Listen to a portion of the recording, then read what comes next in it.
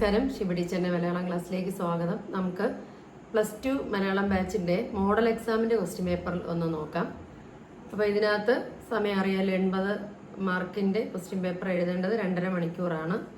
വിദ്യാർത്ഥികൾക്കുള്ള നിർദ്ദേശങ്ങൾ നൽകിയിട്ടുണ്ട്. 15 മിനിറ്റ് കൂൾ ഓഫ് ടൈമാണ്. ഈ സമയം ചോദ്യങ്ങൾ വായിക്കാനും ഇഷ്ടമുള്ളത് തിരഞ്ഞെടുക്കാനും ഉത്തരങ്ങൾ ആസൂത്രണം ചെയ്യാനും നമുക്ക് ഉപയോഗിക്കാം. ഓരോ ചോദ്യവുമായി ബന്ധപ്പെട്ട നിർദ്ദേശങ്ങൾ വായിച്ച് മനസ്സിലാക്കി അത് വളരെ ശ്രദ്ധിക്കണം. ഓരോ ചോദ്യവുമായിട്ട് ബന്ധപ്പെട്ട് എന്തെഴുതണം എന്നുള്ളത് വ്യക്തമായി നിർദ്ദേശം നൽകിയിട്ടുണ്ട്. അത് വായിച്ച് മനസ്സിലാക്കി വേണം ഉത്തരം എഴുതാൻ. ഉത്തരം എഴുതുമ്പോൾ സ്കോറും സമയവും പരിഗണിക്കണം. 1 മുതൽ 6 വരെയുള്ള ചോദ്യങ്ങൾ ഏതെങ്കിലും 5 എണ്ണത്തിന് ഉചിതമായ 2 ഉത്തരം തിരഞ്ഞെടുത്തെഴുതുക. 2 സ്കോർ വീതം. കാക്കാരശ്ശി പാട്ടിൽ നിന്ന് ലഭിക്കുന്ന സൂചനകൾ പ്രകാരം കാക്കാത്തിമാർ അതിലെ ആൻസേഴ്സ് ഉത്തരങ്ങൾ കൃത്യമായ ഉത്തരങ്ങളാണ് പറയുന്നത്. ഒരിടത്തും സ്ഥിരമായി താമസിക്കാത്തവരാണ്. നമുക്ക് അങ്ങനെയുള്ള സൂചനയാണ് ലഭിക്കുന്നത്. മറ്റൊന്ന് സംഗീതം, നൃത്തം എന്നിവയിൽ അവർ സമർത്ഥരാണ്. ഇതാണ് 1ാമത്തെ ചോദ്യത്തിന്റെ ഉത്തരം. 2. ECG സുദർശന്റെ ഓർമ്മയിലെ മലയാളം ക്ലാസിന്റെ സവിശേഷതകൾ എഴുതുക. 1ാമത്തെ ഉത്തരം, ഒരു കാര്യത്തിന് അനേകം അർത്ഥതലങ്ങൾ ഉണ്ടാകാം എന്ന് ബോധ്യപ്പെടുത്തുന്ന ക്ലാസ്സുകളായിരുന്നു അദ്ദേഹത്തിന്റെ മലയാളം ക്ലാസ്. 2. പുതിയ കണ്ടുപിടുത്തങ്ങളിലേക്ക് പ്രചോദിപ്പിക്കുന്ന ക്ലാസ്സുകളായിരുന്നു അദ്ദേഹത്തിന്റെ ക്ലാസ്സുകൾ എന്നാണ് 2ാമത്തെ ഉത്തരം. 3ാമത്തെ ക്വസ്റ്റ്യൻ, പുലിക്കോട്ടൽ ഹൈദറിന്റെ മാപ്പിളപ്പാട്ടുകളുടെ 2 പ്രത്യേകതകൾ കണ്ടെത്തുക എന്നൊരു ചോദ്യമാണ്. അതിന്റെ പ്രത്യേകതകളായിട്ട് നമുക്ക് കണ്ടെത്താവുന്ന ഉത്തരങ്ങൾ: നാടൻ പ്രയോഗങ്ങൾ, വാമൊഴിയും ഉപയോഗിച്ചു. 2ാമത്തെ പ്രത്യേകത, ബോധപൂർവം സാമൂഹ്യ പരിഷ്കരണത്തിന് പാട്ടുകളെ അദ്ദേഹം ഉപയോഗിച്ചു. 4ാമത്തെ ക്വസ്റ്റ്യൻ, ശകുന്തളയുടെ അഭിപ്രായത്തിൽ ദുഷ്യന്തന്റെ പോരായ്മകൾ, അദ്ദേഹത്തിന്റെ 2 ബുദ്ധിമുട്ടുകൾ, അദ്ദേഹത്തിന്റെ 2 കുറവുകൾ എഴുതുക എന്നുള്ളതാണ്. 1. കടുകിൻ മണി മാത്രമുള്ള പരദോഷം കാണുന്നു. ചിലരുടെ ദോഷങ്ങൾ കടുകിൻ മണി മാത്രമേ ഉള്ളൂ, പക്ഷെ അതിനെയാണ് അദ്ദേഹം കാണുന്നത്. 2. മന്നിടത്തിങ്കിൽ അല്ലാതെ സഞ്ചരിക്കാനാവില്ല. മന്നിടം ഭൂമിയിൽ മാത്രമേ അദ്ദേഹത്തിന് സഞ്ചരിക്കാനാവൂ. ശകുന്തളയ്ക്കാണെങ്കിലോ മേദിനിയിലും സഞ്ചരിക്കാം, അന്തരീക്ഷത്തിലും സഞ്ചരിക്കാം. പ്രകാശം ജലം പോലെയാണെന്ന കഥയിൽ ഉള്ള 2 പ്രത്യേകതകൾ: 1. അത്ഭുതവും മാന്ത്രികതയും നിറഞ്ഞു നിൽക്കുന്നു. 2. യുക്തിബോധത്തെക്കാൾ ഭാവനയ്ക്ക് കൂടുതൽ പ്രാധാന്യം നൽകും. 6ാമത്തെ ചോദ്യം, മോഷണം എന്ന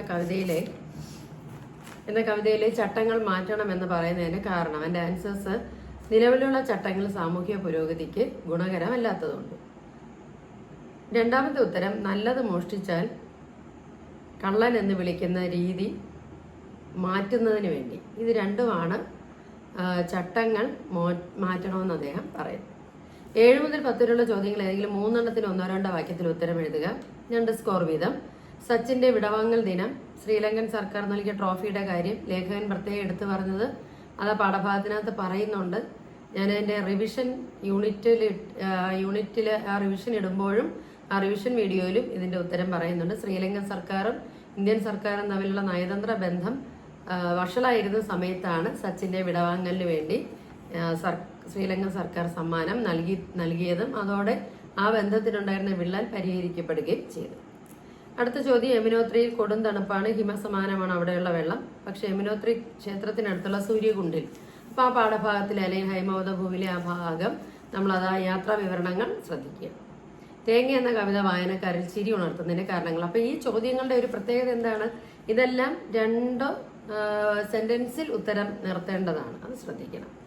അടുത്ത ചോദ്യം, അനേകം ഭാഗ്യങ്ങൾ നിർഭാഗ്യങ്ങളോടൊപ്പം സംഭവിച്ച ചില ഭാഗ്യങ്ങളുടെ പേരിലാണ് ഞാനിന്ന് ജീവിക്കുന്നത്.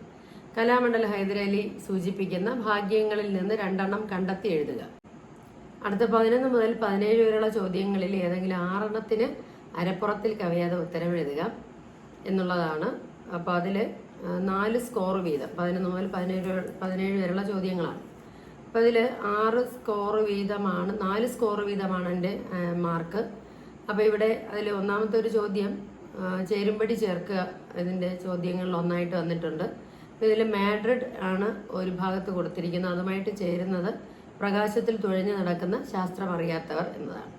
കഥാകൃത്ത് എന്നുള്ള ആ ഒരു ഭാഗവുമായിട്ട് ചേരുന്നത് വീട്ടുപകരണങ്ങളിലെ കവിത. ഭാവനയും യാഥാർത്ഥ്യവും എന്ന ഭാഗവുമായിട്ട് ചേരുന്നത് മാജിക്കൽ റിയലിസം എന്ന ഉത്തരമാണ്. കാഡ്ജിനെ ആയിട്ട് ചേരുന്നത് ഉൾക്കടലിനോട് ചേർന്ന പ്രദേശം എന്നുള്ള ആ ഒരു ഉത്തരമാണ്. അപ്പൊ ഇത് നമ്മൾ ശ്രദ്ധിക്കേണ്ടത്, ഇതിന്റെ ഭാവന അല്ലെങ്കിൽ മാജിക്കൽ റിയലിസം എന്താണ് എന്നൊരു ചോദ്യം ഈ പാഠഭാഗവുമായിട്ട് ബന്ധപ്പെട്ട് വരാം. അത് പഠിച്ചപ്പോൾ നേരത്തെ പറയുന്നുണ്ട്. മാജിക്കൽ റിയലിസത്തിലെ കഥാപാത്രങ്ങൾ ഒറിജിനലാണ്, റിയലാണ്. അത് നമുക്കറിയില്ല. ടോട്ടോയും ജോയിലും ഒക്കെ യഥാർത്ഥ കഥാപാത്രങ്ങളാണ്. അതുപോലെ പശ്ചാത്തലം, അവർ താമസിക്കുന്ന ആ ഫ്ലാറ്റ്, ആ നഗരം, ഇതെല്ലാം റിയലാണ്, യഥാർത്ഥമാണ്. എന്നാൽ അയഥാർത്ഥമായത് അതിലെ സംഭവങ്ങളാണ്. പ്രകാശത്തിൽ തുഴഞ്ഞു നടക്കുക എന്ന സംഭവം അയഥാർത്ഥമാണ്. അപ്പൊ ഇതാണ് അയഥാർത്ഥം. ഇതാണ് മാജിക്കൽ റിയലിസത്തിന്റെ പ്രത്യേകത. അത് നമ്മൾ വളരെ ശ്രദ്ധിക്കണം. യഥാർത്ഥമായ സംഭവമല്ല അവിടെ അവതരിപ്പിക്കപ്പെടുന്നത്. കഥാപാത്രവും പശ്ചാത്തലവുമാണ് യഥാർത്ഥമായിട്ടുള്ളത്. പക്ഷെ സംഭവം യഥാർത്ഥമല്ല എന്നുള്ളതാണ് നമ്മൾ ശ്രദ്ധിക്കേണ്ടത്. ഉലകാകെ ഉലയ്ക്കും മട്ടിൽ കാട്ടാളൻ അലറി വിളിക്കാനുള്ള കാരണങ്ങൾ പാഠഭാഗത്തിനകത്തുണ്ട്. അത് ശ്രദ്ധിക്കുക.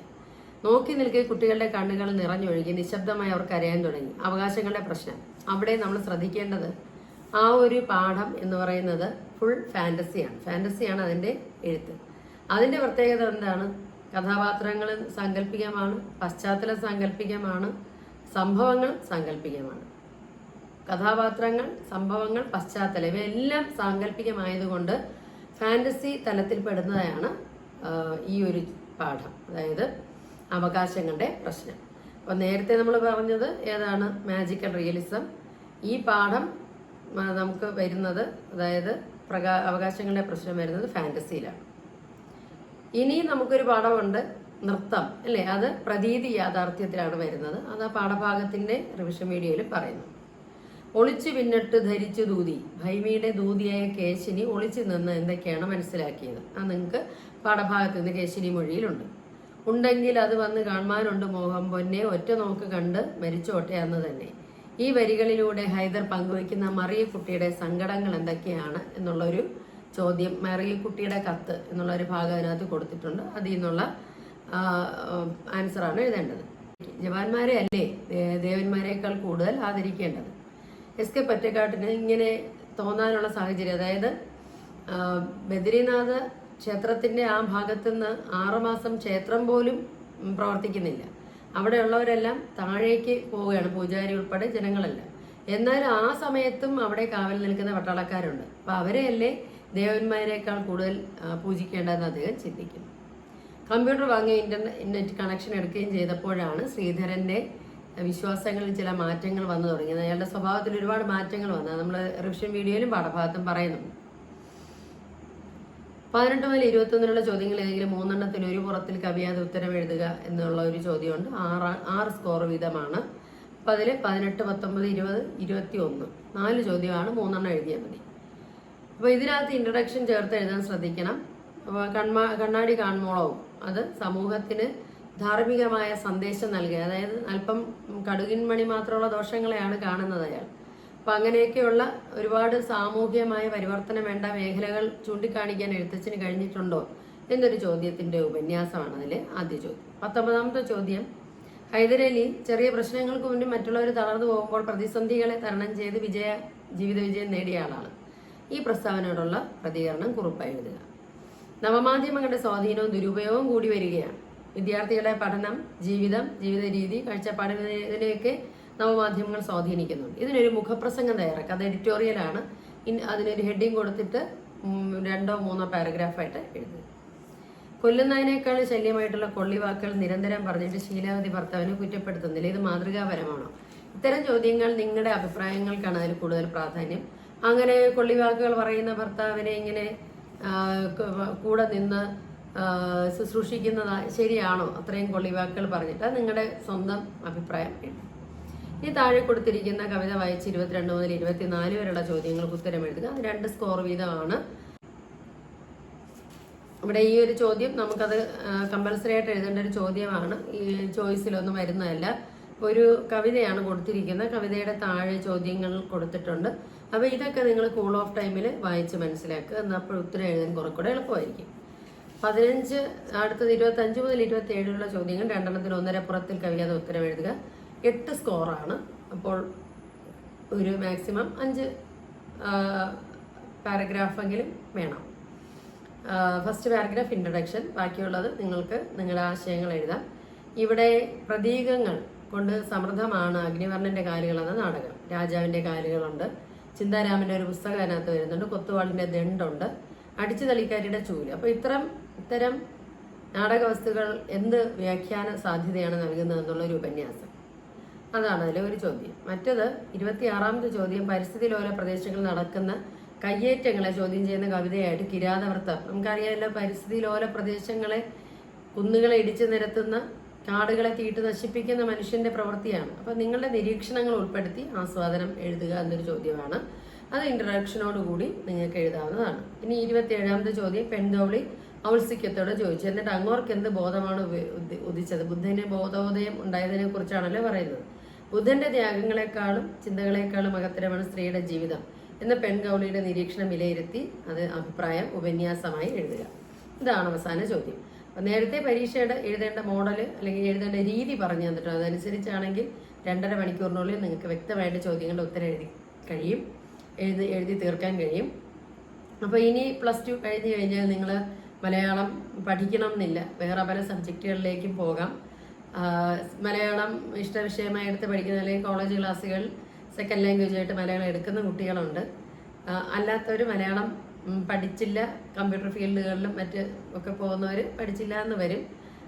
അപ്പോൾ മലയാളം ഇത്രയും കാലം നിങ്ങൾ പഠിച്ച പാഠങ്ങളെല്ലാം നിങ്ങൾക്ക് ജീവിത വിജയം നൽകുന്ന ഉപദേശങ്ങൾ ഉൾക്കൊള്ളുന്ന, ഗുണപാഠങ്ങൾ ഉൾക്കൊള്ളുന്ന പാഠങ്ങളാണ് എന്നുള്ളത് ശ്രദ്ധിക്കുക. നമ്മൾ ഈ പഠിക്കുന്ന പാഠങ്ങൾ നമ്മുടെ ജീവിതത്തിലും ഒക്കെ കുറച്ച് മാറ്റങ്ങൾ വരുത്താൻ സഹായിക്കട്ടെ.